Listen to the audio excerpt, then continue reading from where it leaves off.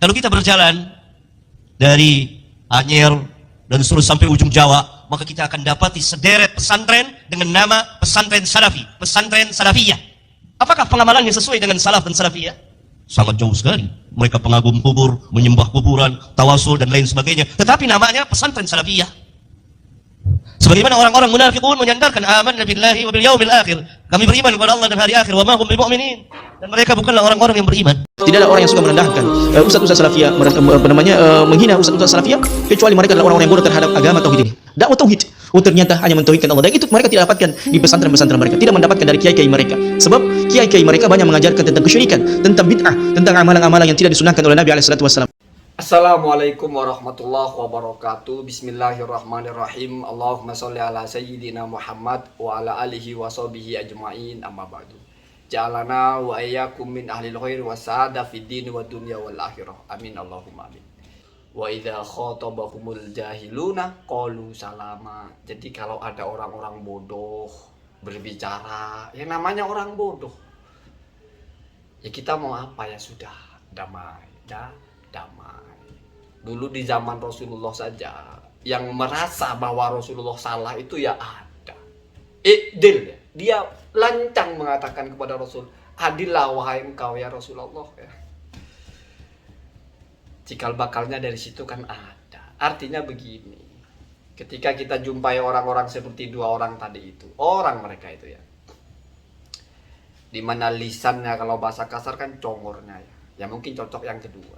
Congornya itu begitu fasih menjelaskan bahwa pesantren itu mengajarkan kesyirikan, mengajarkan amalia-amalia yang bukan sunnah Rasulullah.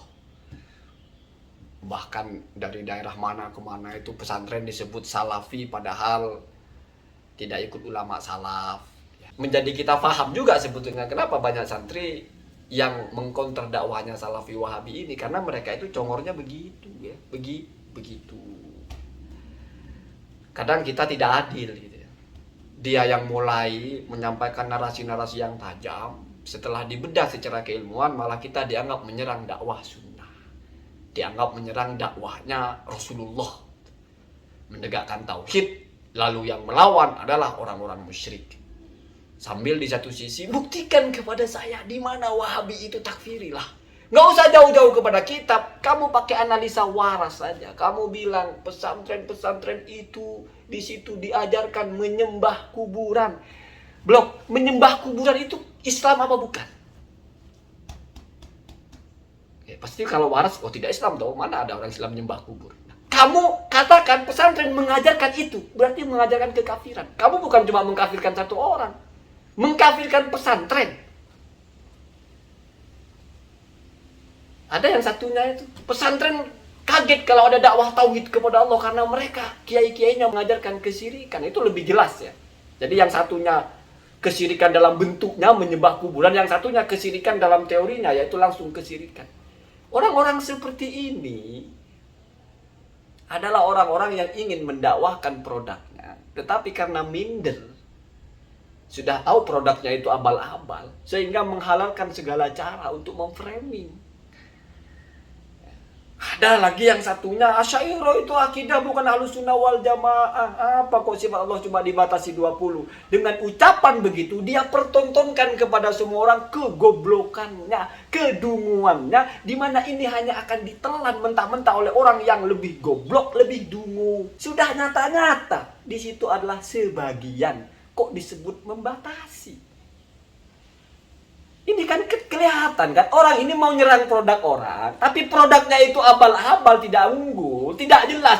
Diklaim ini pendapat ulama salaf, dihantam dengan ucapan-ucapan Imam Ahmad, dengan ucapan-ucapan ulama salaf yang lain. Mentok-mentoknya merujuk ke siapa?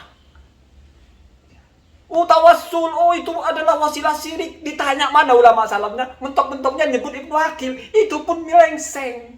Tidak bisa disampaikan hujah ilmiahnya. Jadi ini kenyataannya ya. Ini miris, saya miris. Orang-orang bodoh dibodohi. Itu kan masalahnya ya. Itu ya. Kalau bagi saya, ya orang ini kan tidak pernah mondok, tidak tahu pesantren. Mungkin dipikirnya dia salafiyah itu sama dengan dia ngomong salafi gitu. Nggak ada pesantren itu salafi terus mengklaim saya ikut ulama salaf. Nggak ada begitu. Kenapa? Karena mereka itu waras otaknya. Semua orang itu ikut ulama salaf karena itu satu-satunya jalur untuk ikut Rasulullah. Tidak perlu jualan salafi seperti kalian, di mana ujung-ujungnya merujuknya ke ulama kholaf, Syekh Albani, Ibnu Taimiyah bahkan. Jadi kita itu nggak goblok, nggak goblok ya. Kita itu waras, waras. Ya. Pesantren salafiyah, tapi kok yang dikaji kitab-kitab fikihnya, misalnya kitab Tuhfatul Muhtaj atau Fathul Qorib, itu kan bukan ulama salaf yang ngarang. Bukan salafus soleh maksudnya. Lah iya blok, tapi kan mereka ikut ulama salaf sebelumnya. Kecuali otak kamu rusak. Dipikirnya kalau sudah bukan salaf berarti tidak ikut sebelumnya. Ya gobloknya luar biasa. Terus jaminan kamu ikut ulama salaf apa kalau nggak ikut jalurnya? Ini kan waras, makanya benar itu. As-salafiyu asrun la madhabun. Salaf itu adalah masa, bukan madhab atau bukan manhaj. Kamu ikut salaf, metode manhaj salaf yang mana? Kan salaf banyak. Orang pesantren itu paham Pak, salafi itu bukan gelaran. Jadi yang layak disebut salafi itu ya mereka salafus solih. Kenapa? Karena ada itu kajiannya siapa? Kajiannya Syekh Ramadan Al-Buti Asy-Syahid ya. As-salaf asrun la madhab. Jadi salaf itu fase atau masa, bukan metode. Kamu ikut manhaj salaf. Manhaj salaf, ulama salaf yang mana? Kan begitu. Kan begitu.